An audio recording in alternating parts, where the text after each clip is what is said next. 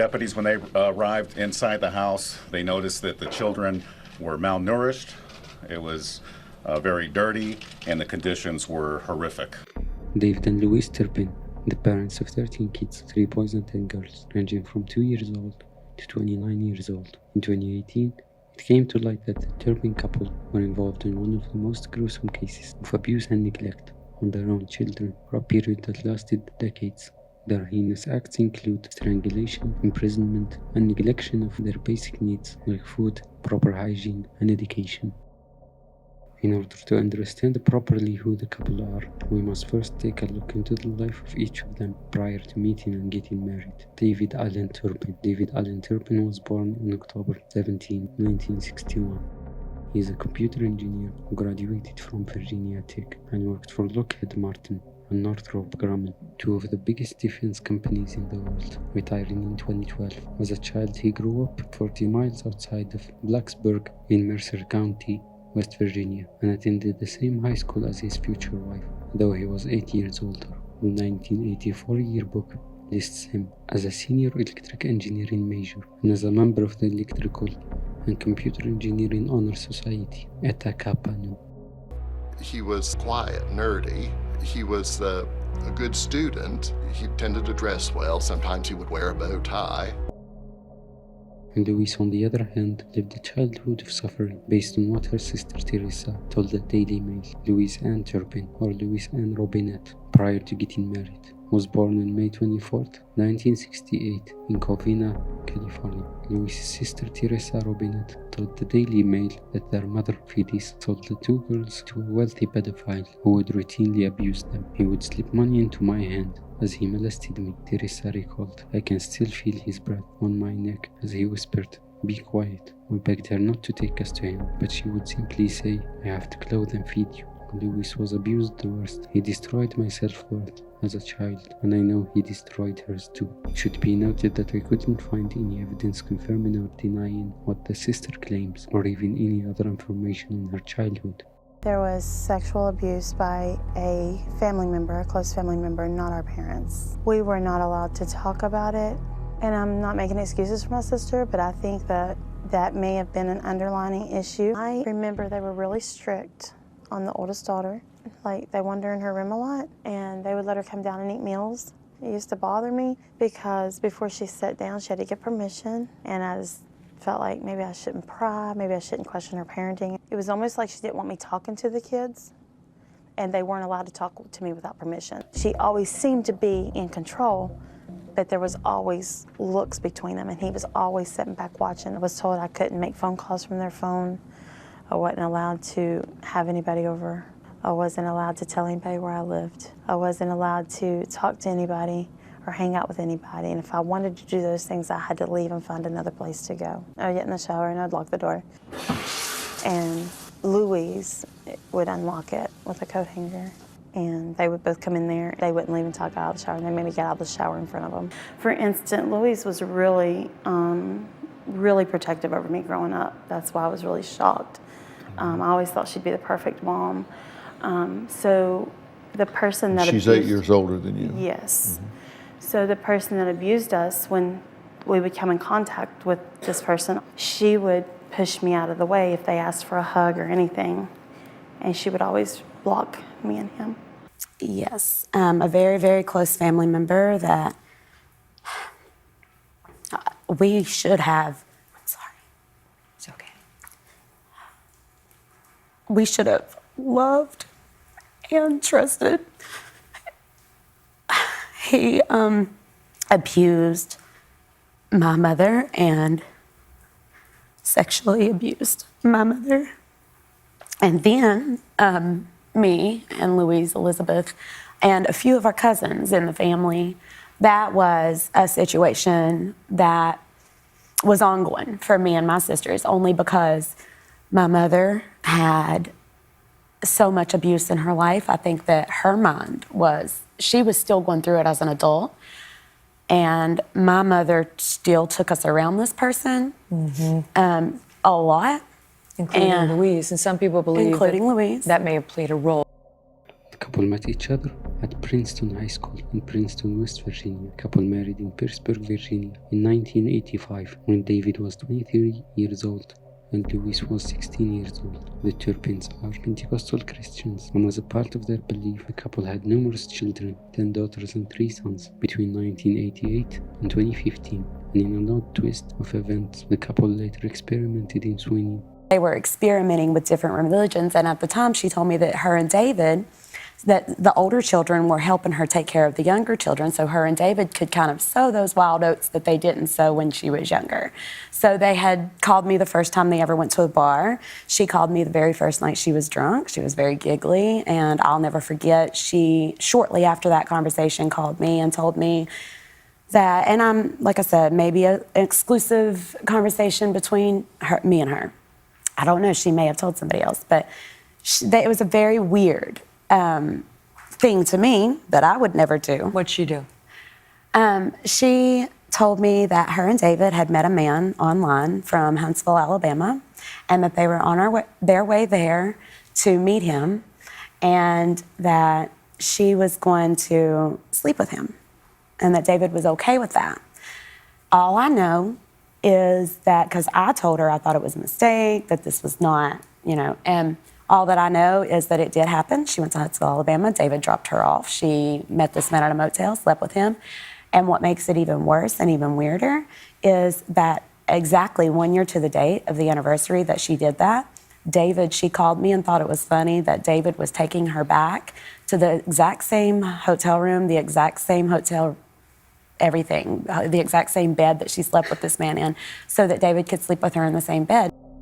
The Turpin family lived in Fort Worth, Texas until 1999 when they moved to Rio Vista. In 2007, the Turpin parents moved 10 of their children into an isolated trailer on their property. David and Louise took the 2 youngest and left the rest of the children to fend for themselves, bringing groceries on a weekly basis, but not enough to feed everyone. One of their daughters, Jordan, aged 6 years old at the time, stated there was a lot of starving, and she had resorted to eating ketchup or mustard or ice. After the family left the Rio Vista property in 2010, neighbors found feces and beds with ropes tied to them, along with dead cats and piles of garbage.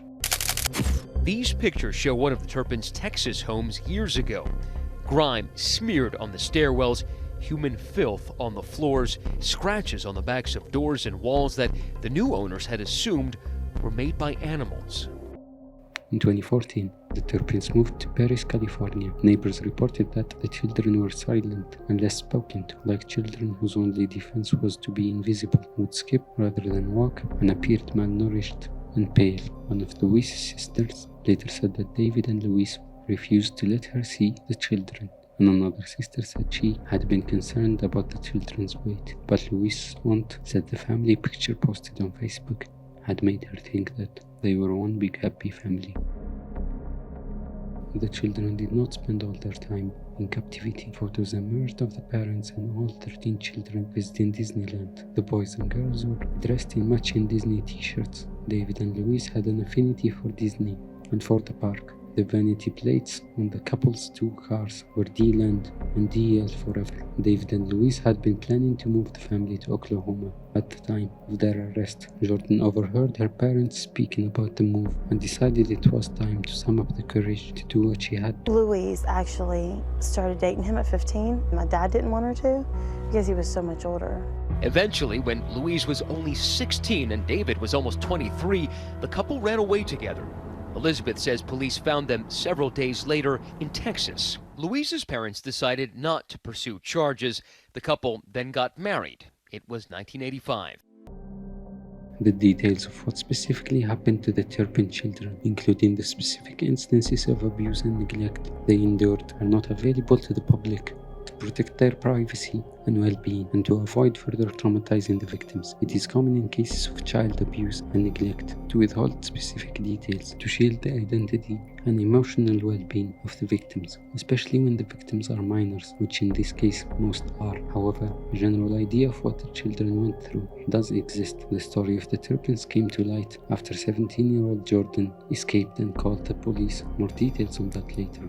David and Louise Turpin's 13 children grew up in an environment so tightly controlled and abusive and were isolated from the world and locked inside their home for years. They were subjected to various types of mistreatment. They were beaten, strangled, imprisoned, allowed them to eat only once a day and bathe only once a year, going as far as in 2007 when they lived in Rio Vista. They moved 10 of their children into an isolated trailer on their property. David and Louise took the two youngest and left the rest of the children to fend for themselves, bringing grocery on a weekly basis, but not enough to feed everyone. The older children appeared much younger because of malnourishment. The 29 years old Jennifer weighed just 82 pounds, 37 kilograms. The 12-year-old child had an arm circumference equivalent to that of a 4-month-old baby. Some appeared to lack basic knowledge of the world and had a limited vocabulary, for example being unfamiliar with what medication was or who police were. The children often faced punishment for simple things. They were tied up for weeks or even months at a time. The victims had told investigators the practice initially began as punishment. They would be tied up with ropes, but when one victim, hog-tied, escaped, the Turpins turned to chains and padlocks. They also were strangled and beaten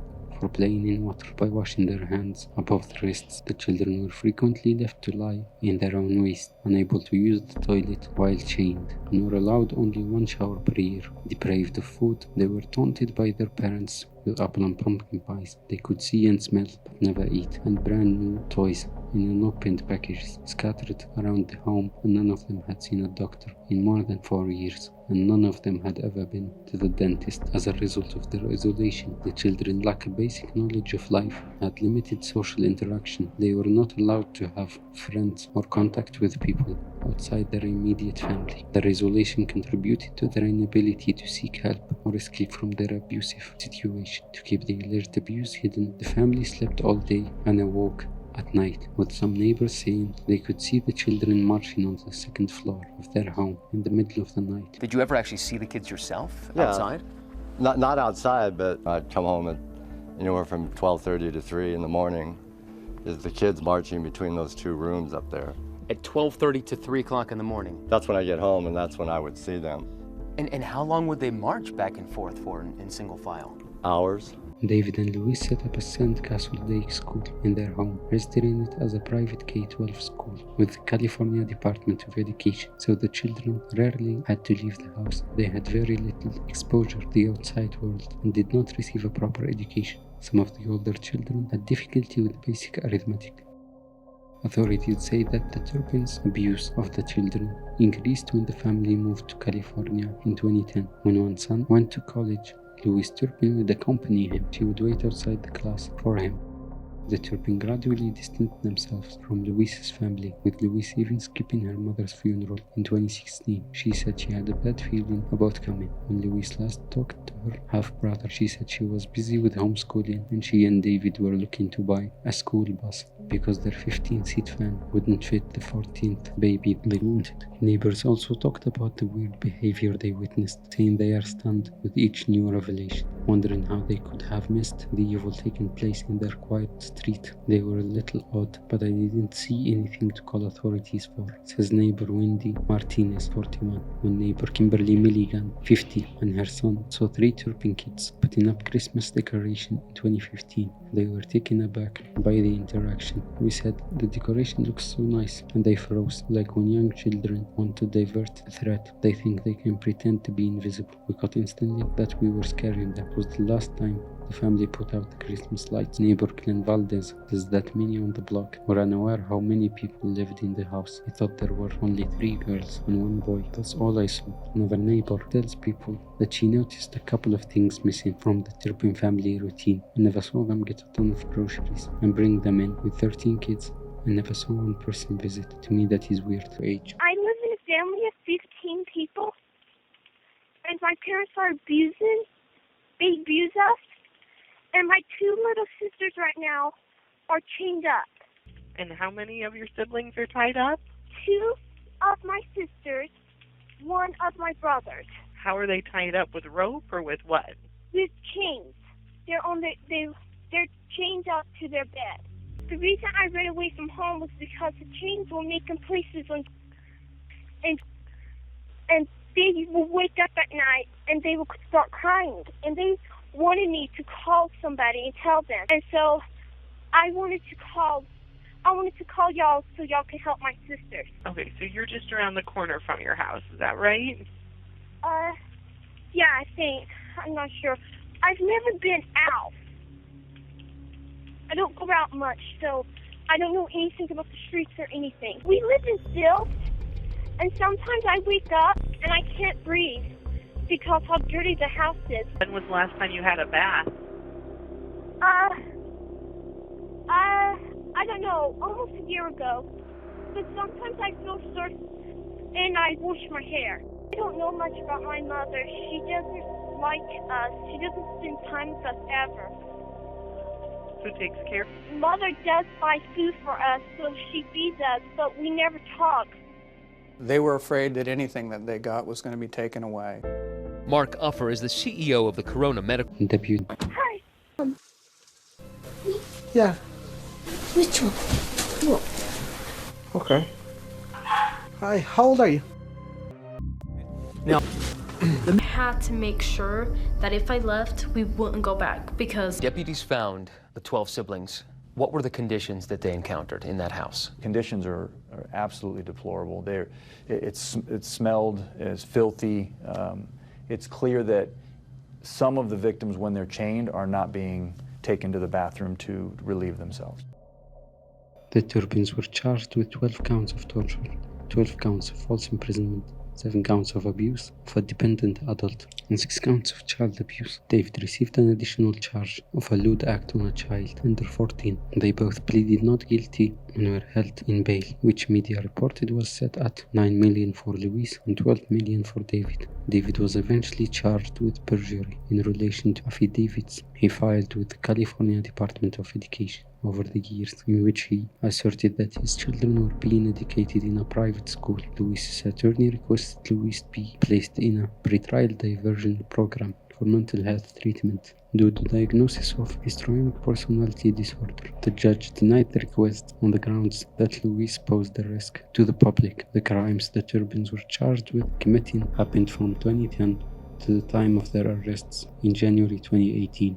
In February 2019, David and Louise each changed not guilty pleas to a guilty one, to 1 count of torture, 3 counts of willful child cruelty, 4 counts of false imprisonment, and 6 counts of cruelty to an adult dependent. The plea agreement ensured that the Turpins each were sentenced to life imprisonment with possibility of parole after 25 years. Because of the age of both defendants, California law makes them eligible for elderly parole in 25 years. Experts believe the Central California Women's Facility Regional Medical Center CEO Mark Uffer, who played music with the adult children during their 2 months there, said the parents' guilty pleas were a blessing to the children. They are not going to have to be put to a witness stand and dissected by some defense attorney. They have been living together, getting their education and moving their life forward. They are all extremely bright, incredibly strong and resilient. They have been supportive of each other. They view themselves as survivors. I cannot describe in words what we went through growing up. Sometimes I still have nightmares of things that had happened, such as my siblings being chained up or getting beaten. But that is the past, and this is now. I love my parents and have forgiven them for a lot of the things that they did to us. Their son reading aloud a message on behalf of his sister of forgiveness and grace. I just want to thank them for teaching me about God and faith. I hope that they never lose their faith. Their father 5 to life is what you get in California for first-degree murder. I think that's equivalent to what these 2 individuals did. They took lives in a different way. They robbed their own children of what they could have been. But it was... Sorry. After the arrest, all the children spent 2 months in the hospital, after which the 6 minors were placed in 2 foster homes. Physicians treated various issues, including heart damage due to lack of nutrition and cognitive impairment. Unfortunately, however, the depraved relentless exploitation of some of the children didn't end. For some of the minors, the foster care system only added to their trauma. In October 2019, the 6 younger children were adopted by an abusive family, further tormented them. Allegations include hitting them in the face with sandals, pulling their hair, hitting them with a belt, and striking their heads. They were forced to eat excessively, and then forced to eat their own vomit. And the foster father was accused of grabbing and fondling them and kissing them on the mouth. They allegedly urged them to commit suicide and threatened to return them to their biological parents. The foster family allegedly also made the siblings recount in detail the horror they suffered while with their parents. The foster family was arrested and charged with abusing multiple children in their care. Marcelino Olgini, 64, his wife Rosa, 59, and their daughter Linis, 38, were released on bail after pleading not guilty in March of 2019. In the instance of the one adult that was a minor and now an adult, she has reported the one foster parent telling her she understands now why her parents chained her up.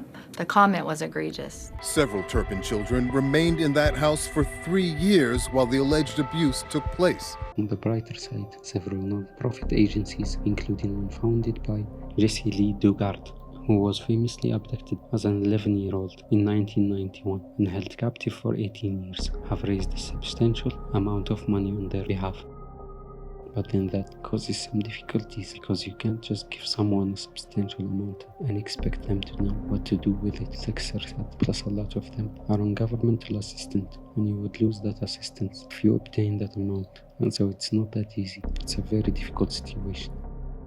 An investigation for the EBC News magazine 2020 reported some of the Turpin children are now neglected by Riverside County Social Services. Some are homeless and none are authorized to use the hundreds of thousands of dollars donated to them. The money was placed in a trust controlled by a court-appointed public guardian, Vanessa Espinoza. Joshua Turpin stated that he could not access the funds and was denied the purchase of a bicycle. During an interview with Diane Sawyer, Jordan stated that she was released without warning from a foster home with no life skills, no plans for housing, or knowledge of how to obtain food and healthcare. According to the report, Riverside County has hired a private law firm to investigate allegations of abuse by social services. When I request her for help, she would just tell me, just go Google it. In 2022, the Turpin siblings filed lawsuits in California's Riverside County Superior Court against the foster care agency that placed them in a home where they were